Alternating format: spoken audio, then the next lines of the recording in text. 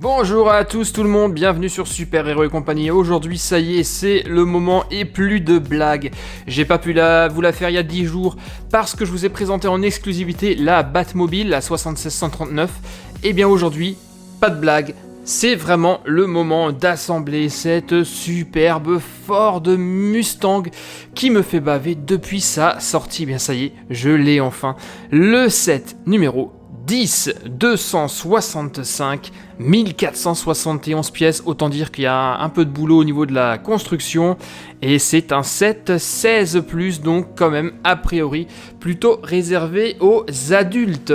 Et ce qui est également cool avec ce véhicule, c'est qu'il est personnalisable. On a le choix entre deux versions, soit en mode Mustang classique ou carrément en mode muscle car avec un aileron supplémentaire, des pots d'échappement qui sortent sur le côté et surtout un moteur juste immense qui sort du capot.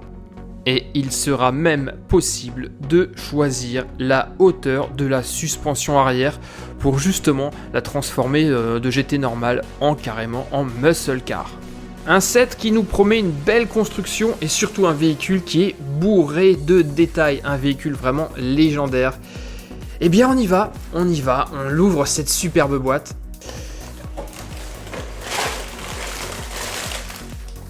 Alors oui, c'est bien ce qui me semblait, on a une grosse flopée de sachets, on en a 2, 4, 6, 8, 10, 11 et un petit 12e avec le pare-brise. Donc 11 sachets, la plupart subdivisés en non pas 11 étapes mais en 6 étapes. 11 sachets sur 6 étapes. Ensuite, la notice de montage, elle est là avec les planches autocollants pour faire la décoration de notre véhicule. Donc tout comme le bus londonien, on aura la possibilité de choisir plusieurs plaques d'immatriculation. Là je vois qu'on a une plaque allemande. Ça c'est, je ne sais pas, ça c'est les plaques britanniques, anglaises. Moi perso, les plaques que je préfère, ce sont les plaques américaines, les anciennes plaques américaines, jaune à fond bleu. C'est ce que je vais mettre. Et là en fait, je me rends compte que je viens de vous dire une énormité. Ça, ce ne sont pas les plaques allemandes, j'imagine que ce sont les plaques danoises. Parce que Lego c'est danois à la base, donc c'est les plaques danoises. Et ça, je sais pas par contre. Je connais pas le pays de ces plaques d'immatriculation. Ensuite, la notice, eh bien, elle est imposante, super épaisse. Forcément, il va y avoir du taf. Hein. En tout, on va avoir 46 étapes. Non, ça c'est pas possible. Ça c'est parce que c'est des constructions annexes.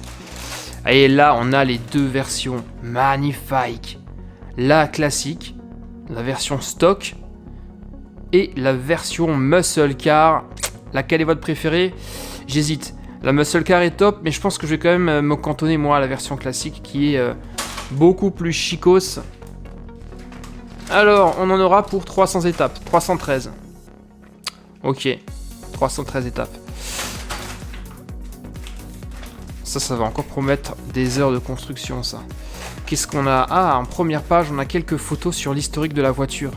Ça, c'est toujours appréciable. J'aime beaucoup ces informations-là. Waouh. L'évolution de l'icône de Mustang également. Superbe. Et avec là, une frise temporelle qui nous montre l'évolution de la voiture au fil du temps. Ah, c'est génial, hein. Mieux connaître sa Mustang. Non, c'est vraiment bien, ça ne se cantonne pas seulement à une notice de montage, on a également plein d'informations sur ce super véhicule. Bon, allez, on est parti, on commence avec le sachet numéro 1. Et on commence un peu comme la Batmobile avec ses structures carrées pour fabriquer le châssis de la Mustang. Ensuite, là, j'ai fabriqué une pièce de ce qui sera l'essieu avant, j'imagine. Ouais, ça va être l'essieu avant, ça. Là, on a une pièce qui va faire partie de la direction qui, vous le voyez, a une roue dentée juste énorme. Elle est gigantesque. On la pose juste là. Voilà. Et c'est elle, en fait, qui va faire tourner les roues de la Mustang grâce à ces pièces-là pour rendre le tout solidaire. Voilà. Et donc là, on voit déjà que les roues vont bien tourner. Et là, je viens juste de construire une pièce exceptionnelle. C'est tout l'arrière de la voiture, notamment l'essieu arrière qu'on voit ici, et le superbe système. Avec, vous le voyez là, la petite vis sans fin. C'est le petit système super astucieux qui permet d'augmenter la garde au sol de l'essieu arrière. Et ça, déjà, je trouve ça super top comme mécanisme. Donc là, pour l'instant, la construction, elle est top. On va monter tout de suite l'essieu arrière sur la partie avant de la voiture. Ça se place, voilà, parfait, nickel. Et là, on a déjà une idée de la taille que va avoir la voiture. C'est déjà pas mal. Forcément, c'est plus petit qu'une Batmobile, mais c'est déjà assez honorable comme taille de véhicule. Sachet numéro 1 terminé, et donc on distingue déjà pas mal de bonnes choses. Je vous ai montré tout à l'heure le système de l'essieu à géométrie variable devant la direction avec une roue dentée gigantesque. Là on voit déjà que ça fonctionne, et on a déjà rajouté de chaque côté ce qui va être le bas de caisse de la Ford Mustang. Et maintenant, sachet numéro 2. Et là, nous avons fabriqué le pare-choc avant. Et là, je me rends compte d'un truc, c'est qu'elle va être vraiment d'une superbe couleur. Ce bleu foncé est vraiment magnifique. Là, on a deux pièces rondes qui manifestement ne semblent pas aller avec l'ensemble. C'est assez bizarre. J'ai comme le sentiment que ces pièces-là ne sont là que provisoirement et font office de support ou de pied.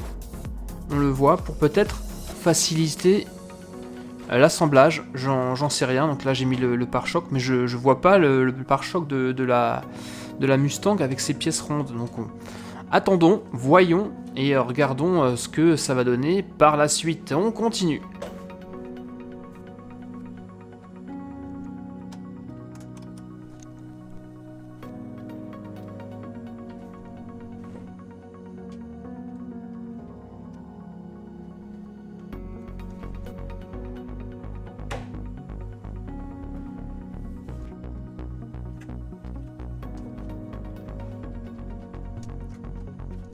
Sachet numéro 2 terminé, et là on a vraiment très bien avancé, pas mal de super détails. On a fait tout l'habillage arrière, on a également travaillé sur l'essieu, et là le mécanisme qui permet de modifier la garde au sol est maintenant terminé. Et regardez, vous avez la petite molette ici, vous la tournez et vous voyez, ça déclenche ce mécanisme qui fait s'abaisser l'essieu pour augmenter la garde au sol.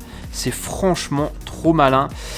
Très bien pensé. On a également travaillé sur cette partie là, on a fait le tunnel de transmission, puisque la Mustang a un système de transmission par propulsion et non par traction. Une partie du tableau de bord avec le radio-cassette,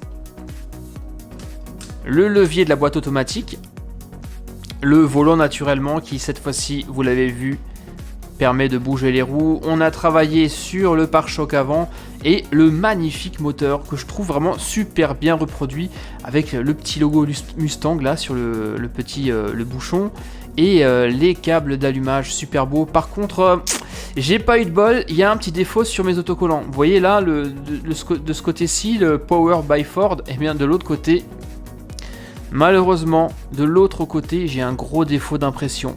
Alors je sais pas si je peux aller faire une réclamation chez Lego ou pas, si comme pour les pièces manquantes ils peuvent renvoyer des planches d'autocollants, faut que je vois sur le site si c'est possible de le faire, parce que ça me fait quand même un peu suer d'avoir un autocollant avec un gros défaut d'impression.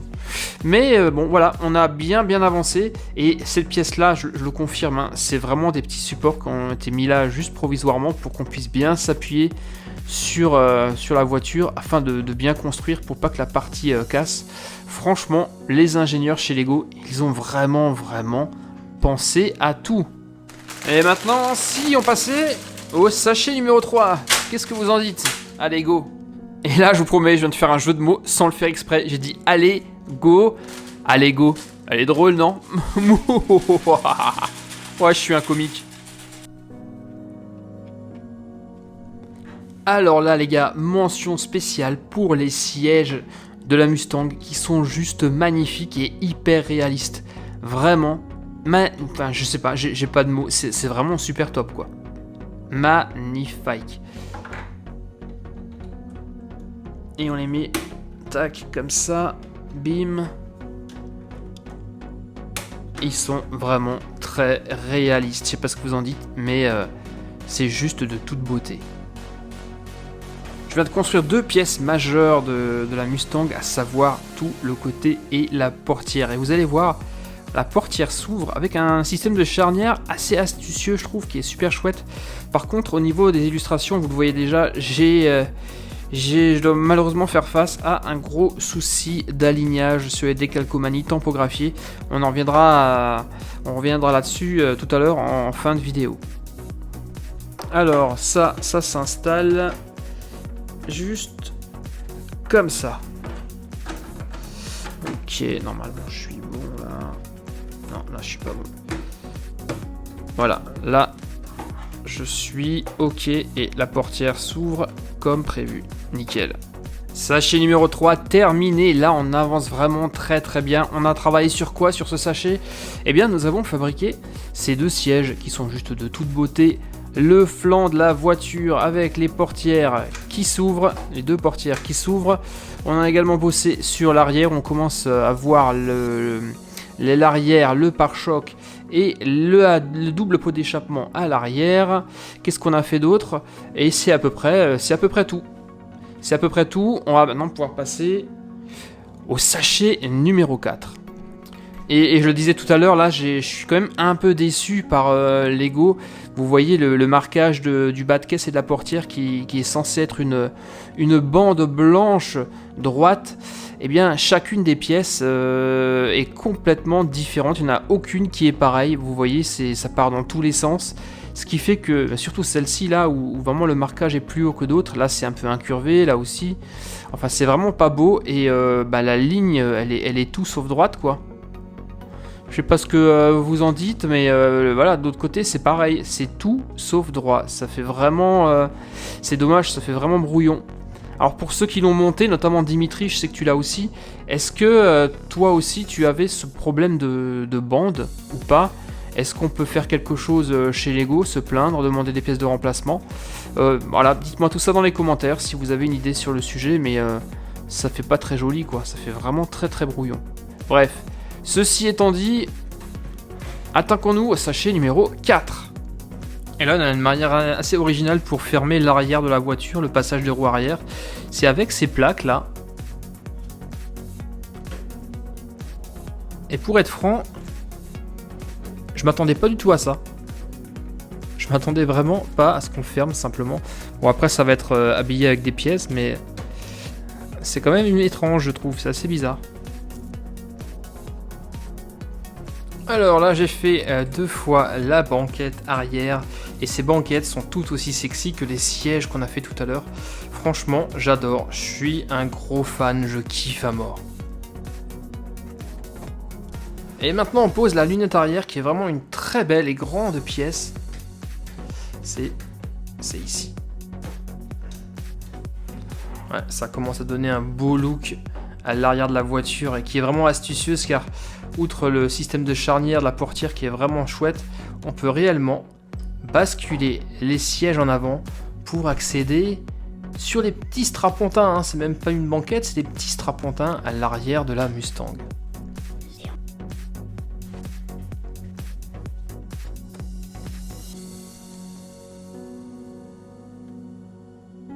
Et c'est la fin du sachet numéro 4. Comme vous le voyez, nous avons très bien avancé avec ce sachet. Là, la forme de l'arrière de la voiture commence à être quasiment définitive avec cette arrière tellement caractéristique des Mustangs avec les feux verticaux là, c'est super. On a travaillé sur la lunette arrière, le début du coffre, on a également installé les 2 petits strapontins à l'arrière pour les pauvres passagers qui vont prendre place sous cette lunette inclinée. Il faut vraiment être très très petit, voire même, je suis même pas certain qu'un enfant ait la place pour y prendre place. Donc on a travaillé également sur les ailes, le passage de roue et on a posé en fin de sachet, vous venez de le voir, le pare-brise avec le début du toit et également le tableau de bord avec là les deux petits compteurs. Donc voilà, notre Mustang commence à prendre forme petit à petit. On va enchaîner avec le sachet numéro 5 qui à mon avis va maintenant se concentrer sur l'avant du moteur,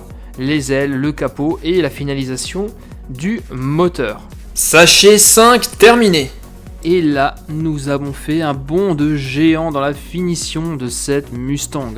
Alors, dans ce sachet, nous avons principalement travaillé sur la confection du pare-choc, les feux, la magnifique calandre. Cette pièce n'est pas un autocollant, c'est tampographié, ça c'est génial. C'est vraiment extrêmement réaliste. On a également travaillé sur le moteur. Et là, c'est absolument stupéfiant de réalisme. Là, on a des barres de renfort, des barres anti-rapprochement, un énorme filtre à air. On a toujours les câbles d'allumage qu'on voit ici. Là, devant le radiateur avec le bouchon du radiateur. On a de ce côté-ci un réservoir. Alors, ça doit être soit le liquide de refroidissement, soit le réservoir du lave-glace. Mais alors, le truc, ils ont poussé le détail vraiment au bout. On le voit quasiment pas. Mais vous distinguez carrément les courroies du moteur. Là, les petits élastiques blancs à droite et à gauche, avec à chaque fois les roulements. C'est stupéfiant. D'ailleurs, au passage, la pièce était manquante. J'avais un seul élastique sur les deux. Heureusement que j'avais un petit stock de pièces détachées. Voilà, qu'est-ce qu'on a fait encore? Eh bien, on a habillé les ailes avant. Et on a également terminé la finition de la portière avec le rétroviseur. Et là, la portière, elle est juste hallucinante, quoi. Elle est juste hallucinante. On verra ça en détail un peu plus tard dans la vidéo lorsqu'elle sera complètement terminée. Mais là, déjà, on est quasiment au bout. Il nous reste encore un sachet à faire, le sachet numéro 6. Ça y est les gars, la Mustang est entièrement terminée et franchement, très franchement, ce set là, cette bagnole, c'est juste du grand art. Magnifique. Et alors les amis, mais quel plaisir dans la construction de cette voiture. Très franchement, c'est juste du grand art quoi. Et avant de rentrer dans les détails, on va parler un peu pépette et technique. Alors cette Mustang de 1967 est composée au total de 1471 pièces. Rien que ça. Pour un prix, je crois qu'elle coûte dans les 140 € chez Lego, ce qui nous fait un coût à la pièce de 9 centimes et demi à peine. Donc c'est réellement une excellente affaire, d'autant plus si vous arrivez à la dénicher à moins cher, ce qui était naturellement mon cas. Vous vous en doutez, je cherche toujours les meilleures affaires.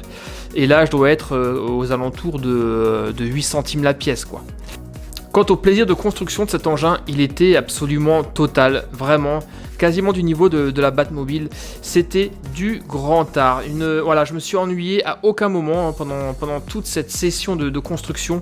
C'était franchement un plaisir d'assembler cet engin.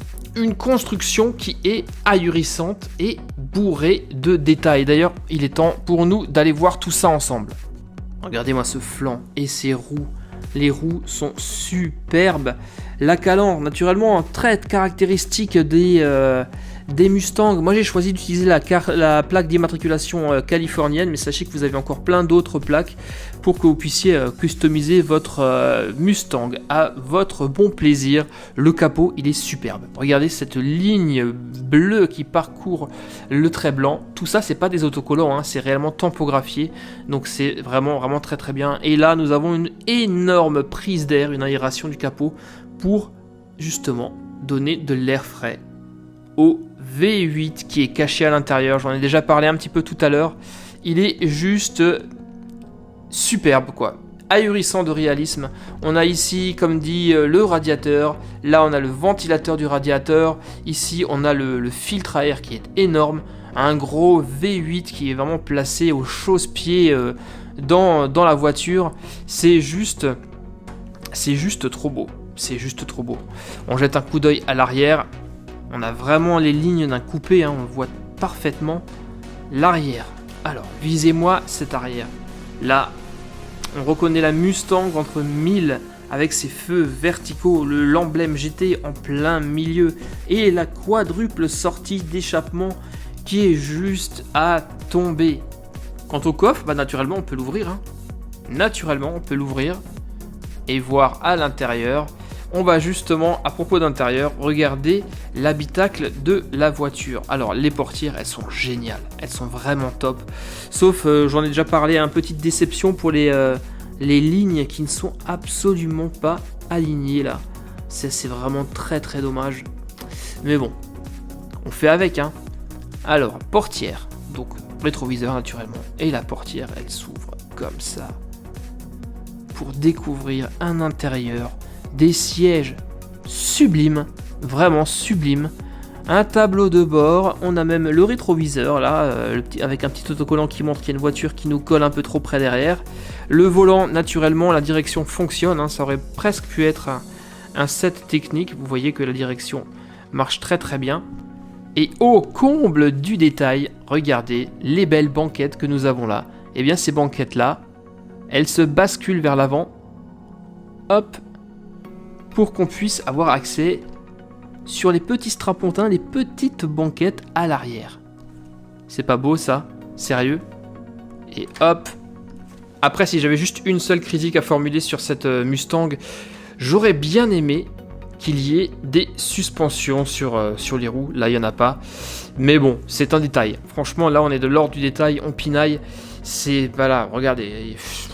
Ça se passe de mots. Hein. Ça se passe de mots. C'est juste fou. Elle pèse son petit poids. Hein. Elle est juste à tomber. Elle est à tomber. D'où que vous regardiez, elle est franchement, elle est même vue du dessus. Voilà, avec le capot légèrement en pointe. On est vraiment sûr de la Mustang. Tous les codes de la voiture ont vraiment été respectés.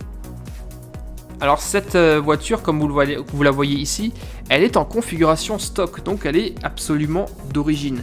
Déjà, juste trop belle, à tomber quoi. Eh bien, Lego nous a fourni le choix de personnaliser cette voiture et de la surgonfler pour la transformer en muscle car. C'est vrai qu'il y a pas mal de Mustang qui ont été tunés comme ça.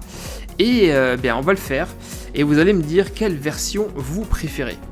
Et la première étape dans la transformation en version muscle car, c'est naturellement de suralimenter le moteur en lui greffant un turbo de ouf avec un carburateur énorme, avec les prises d'air du carburateur juste gigantesques. Et bien, qu'est-ce qu'on fait? On enlève l'aération du capot, on enlève également le filtre à air et on place ça en lieu et en place du filtre à air d'origine. Et là, mes amis, nous avons un V8 suralimenté d'une puissance de ouf. On ferme le capot et vous avez toute la partie carbu qui dépasse, quoi. Exactement comme les muscle cars ou les dragsters, quoi. Mais la transformation ne s'arrête pas là. En bon muscle car, il nous faut dans le coffre une bonne petite bouteille de noces pour gonfler la puissance de la voiture. Lego a été très très malin car rien n'est perdu chez Lego. Cette bouteille a été en fait fabriquée avec les deux pièces qui nous servaient pendant la construction de support qu'on avait fixé là à l'avant du pare-choc. Donc je trouve ça très très malin. Alors la bouteille de noces, elle s'installe là dans le coffre. On va pouvoir jouer à Fast and Furious après ça. Une seule petite pression sur un bouton et la voiture va partir comme un boulet de canon. Et voilà ce que ça donne. Ça, c'est fait. Ensuite, les pots d'échappement, il faut les retirer. Car comme on lui a gonflé le moteur, il faut également lui mettre une ligne d'échappement de compète. Et elle est là, elle sort carrément directement au niveau des ailes. Et là, je vois bien les flammes cracher de cette nouvelle sortie d'échappement. Mais ce n'est pas tout, on n'a pas fini notre tuning. On va lui rajouter un spoiler avant pour lui donner encore plus d'agressivité. Voilà, là elle est terrible, c'est une bête, là c'est réellement une bête. Ainsi qu'un petit aileron juste à l'arrière au niveau du coffre.